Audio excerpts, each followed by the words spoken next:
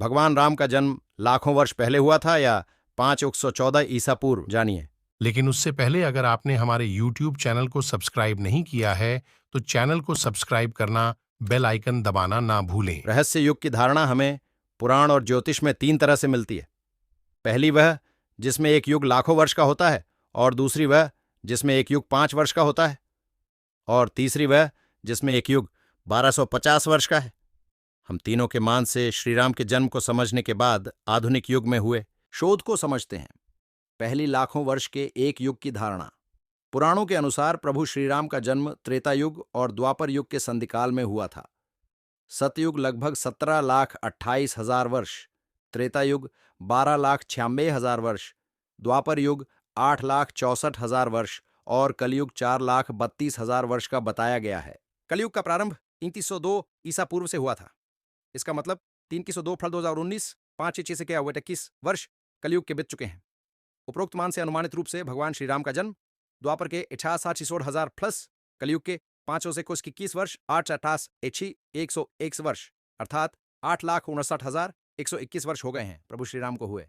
कहते हैं कि वे 11,000 वर्षों तक जिंदा वर्तमान रहे। परंपरागत मान्यता अनुसार द्वापर युग के 8 से 64,000 वर्ष प्लस राम की वर्तमानता के 11,000 वर्ष प्लस द्वापर युग के अंत से अब तक बीते 5,121 वर्ष ठोफर कुल 8,80,111 वर्ष। अतएव परंपरागत रूप से राम का जन्म आज से लगभग 8,80,000 वर्ष पहले माना जाता है। दूसरी 5 वर्ष का एक युग की धारणा। भारतीय ज्योतिषियों ने समय की धारणा को सिद्ध धरती के सूर्य की परिक्रमा के आधार पर नहीं प्रतिपादित किया है। उन्होंने संपूर्ण तारामंडल में धरती के परिभ्रमण के पूर्ण कर लेने तक की गणना करके वर्ष के आगे के समय को भी प्रतिपादित किया है। वर्ष को संवत्सर कहा गया है। 5 वर्ष का एक युग होता है। संवत्सर, परिवत्सर, इदवत्सर, अनुवत्सर और युगवत्सर ये युगात्मक 5 वर्ष कहे जाते हैं। बृहस्पति की गति के अनुसार प्रभव आदि 60 वर्षों में 12 युग होते हैं तथा प्रत्येक युग में 5 वत्सर होते हैं। 12 युगों के नाम हैं प्रजापति, धाता, वृष, व्यय, खर, दुर्मुख, प्लव, पराभव, रोधकृत, अनल, दुर्मति और क्षय। प्रत्येक युग के जो 5 वत्सर हैं उनमें से प्रथम का नाम संवत्सर है, दूसरा परिवत्सर, तीसरा इदवत्सर, चौथा अनुवत्सर और 5वां युगवत्सर है। इस मान से देखें तो कलिकाल के 521 में ही कई युग बीत गए हैं। 1250 वर्ष का एक युग एक पौराणिक मान्यता के अनुसार प्रत्येक युग का समय 1250 वर्ष का माना गया है। इस मान से चारों युग की एक चक्र 5,000 वर्षों में पूर्ण हो जाता है।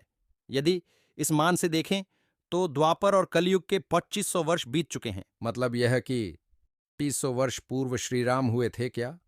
यदि यह मान लेते हैं कि यह 4 युगों का तीसरा चक्र चल रहा है तो निश्चित ही फिर श्रीराम का जन्म 5,000 ईसा वर्ष पूर्व हुआ होगा। हम यह धारणा क्यों नहीं मानते? क्योंकि पहली बात तो यह कि युग का मान स्पष्ट नहीं है। दूसरी बात यह कि यदि आप भगवान श्रीराम की वंशावली के मान से गणना करते हैं तो यह लाखों नहीं हजारों वर्ष की बैठती है। जैसे श्रीराम के बाद उनके पुत्र लव और कुश हुए, फिर उनकी पीढ़ियों में आगे चलकर महाभारत काल में शल्य हुए। एक शोधानुसार कुश की 50वीं पीढ़ी में शल्य हुए जो महाभारत युद्ध में कौरवों की ओर से लड़े थे। इसके अलावा शल्य के बाद बृहत्क्षय, उरुक्षय, वत्सद्रोह, प्रतिव्योम, दिवाकर, सहदेव, ध्रुवाष्ट, भानुरथ, प्रतिताश्व, सुप्रतीप, मरुदेव, सुनक्षत्र, किन्नराश्रव, अंतरिक्ष, सुषेण, सुमित्र, बृहद्रज, धर्म, कृतज्जय, व्रात, रणजय, संजय, शाक्य, शुद्धोधन, सिद्धार्थ, राहुल, प्रसेनजित, क्षुद्रक, कुलक, सुरथ, सुमित्र हुए। वर्तमान में जो सिसोदियां, कुशवाह, कछवाह, मौर्य, शाक्य, बैछला, बैसला और गहलोत, गुहिल आदि जो राजपूत वंश हैं वे सभी भगवान प्रभु श्रीराम के वंशज हैं। जयपुर राजघराने की महारानी पद्मिनी और उनके परिवार के लोग की राम के पुत्र कुश के वंशज है। महारानी पद्मिनी ने एक अंग्रेजी चैनल को दिए में कहा था कि उनके पति भवानी सिंह कुश के 309वें वंशज थे। अब यदि 3 पीढ़ियों का काल लगभग 100 वर्ष में पूर्ण होता है तो इस मान से श्रीराम को हुए कितने हजार वर्ष हुए हैं? आप इस 309 पीढ़ी के मान से अनुमान लगा सकते हैं। आधुनिक शोध की धारणा उपरोक्त धारणा से भिन्न। आधुनिक शोध पर आधारित धारणा ज्यादा सही लगती है। इस शोध का आधार रामायण में बताई गई खगोलीय स्थिति और देश भर में बिखरे सबूत हैं। बताए गए ग्रह नक्षत्रों के आधार पर प्लेनेटेरियम सॉफ्टवेयर अनुसार 4 दिसंबर 1723 ईसा पूर्व अर्थात आज से 933 वर्ष पूर्व हुआ था। राम के जन्म पर कई शोध हुए हैं, लेकिन सबसे सटीक शोध प्रोफेसर तौबियस का रहा। वाल्मीकि के अनुसार श्री राम का जन्म चैत्र शुक्ल नवमी तिथि एवं पुनर्वसु नक्षत्र में जब 5 ग्रह अपने उच्च स्थान में थे तब हुआ था। उन सबूतों का कार्बन डेटिंग के आधार पर जांच कर उसका मिलान रामायण में बताए गए घटनाक्रम से किया गया है। इस शोधानुसार 514 ईसा पूर्व 10 जनवरी को दिन के 12:05 पर भगवान राम का जन्म हुआ था, जबकि सैकड़ों वर्षों से चैत्र मास मार्च की नवमी को रामनवमी के रूप में मनाया जाता रहा है। एक अन्य शोक के अनुसार राम की जन्म दिनांक वाल्मीकि द्वारा इस प्रकार सूर्य मेष में 10 डिग्री, मंगल मकर में 28 डिग्री, बृहस्पति कर्क में 5 डिग्री पर, शुक्र मीन में 27 डिग्री पर एवं शनि तुला राशि में 20 डिग्री पर था। बालकांड 18 श्लोक 8-9। शोधकर्ता डॉ वर्तक पीवी वर्तक के अनुसार ऐसी स्थिति 1723 ईसा पूर्व दिसंबर में ही निर्मित हुई थी, लेकिन प्रोफेसर तौबिस के अनुसार जन्म के ग्रहों के विन्यास के आधार पर 10 जनवरी 514 ईसा पूर्व हुआ था।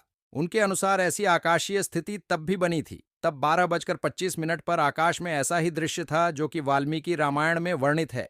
ज्यादातर शोधकर्ता प्रोफेसर तौबियस के शोध से सहमत हैं। इसका मतलब यह है कि राम का जन्म 10 जनवरी को 12:25 पर 514 ईसा पूर्व हुआ था। निष्कर्ष: राम का जन्म लाखों वर्ष पूर्व नहीं, कुछ हजारों वर्ष पूर्व ही हुआ था।